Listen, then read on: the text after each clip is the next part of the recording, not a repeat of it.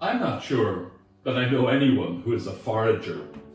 I have, however, read about a lady called Monica Wilde, a forager, whose website profiles her as about wild food, wild medicine, wild living, and the old ways of doing and being. Monica spent a year living off foraged food in Scotland and noticed a profound improvement in her gut.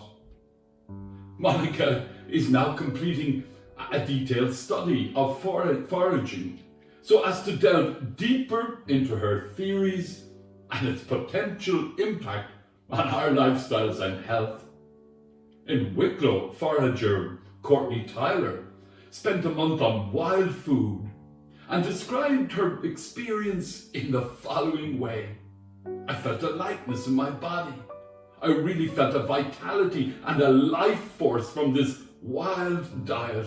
And I'm a little bit nervous to let go of, to jump back into normal food. Our first reading from the book of Exodus records the murmuring in the wilderness as the people scold Moses. John's Gospel co-joins the theme of a miraculous giving of bread with the image of famished craving. John tells us about the crowd persistently seeking out Jesus and asking him, "What are you going to give us then, so that we may see it and believe you?" The crowd kept following Jesus. They witnessed the feeding of the 5,000 and see it as a sign, and yet they still come looking for more. Jesus offers bread that satisfies. In the celebration of the Eucharist, there is an utter harmonizing of God and flesh, bread and wine. This shocks some people. No other religion teaches anything like it. We are not saved by doctrines, scriptures, religions, pilgrimages, and rituals alone. God comes to feed us, people of the flesh, primarily in the earthy and unique intimacy of food. And we do not just look at it, we touch, taste, eat, and drink it. This is because the Mass is incarnation in miniature. Divine love takes the intimate shape of our essential, central raw selves. When we sit at the table of truth, love, and beauty, immediately after receiving Holy Communion, we hear the vital whisper of assurance. I am now the living food of your flesh. I am the vibrant wine of your energy, the power within you. In me, you are made complete, and you are invincible, even in your darkest winter. And when your heart is full, it will overflow into other hungry hearts. Father Thomas Halleck, the former General Secretary of the Czech Catholic Bishops' Conference, argues that we must dare to enter the wilderness of God's hiddenness and listen for him.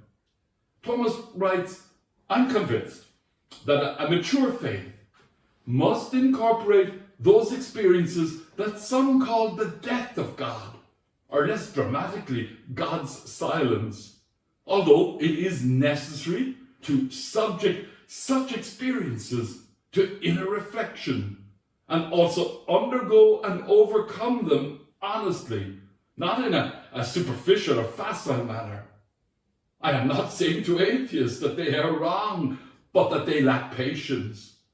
I am saying to them that their truth is an incomplete truth. Halleck strikingly stresses hardly anything points towards God and calls us as urgently for God as the experience of his absence. Halleck admired Teresa de Lisieux, who engaged with the rampant anti-clericalism and atheism that prevailed in France. Teresa's response to this was to perceive unbelievers as her brothers with whom she sits at the same table and eats the same bread And she begs Jesus not to banish her therefrom. There is a Roman proverb which foragers like. It goes like this: the man who chases 2 rabbits catches none.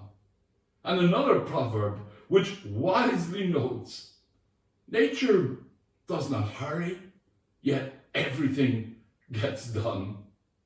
Eucharist is the sacrament of life. Eucharist is life force. Eucharist nourishes. Eucharist helps us not forget that our beautiful God is very incarnate indeed. Amen.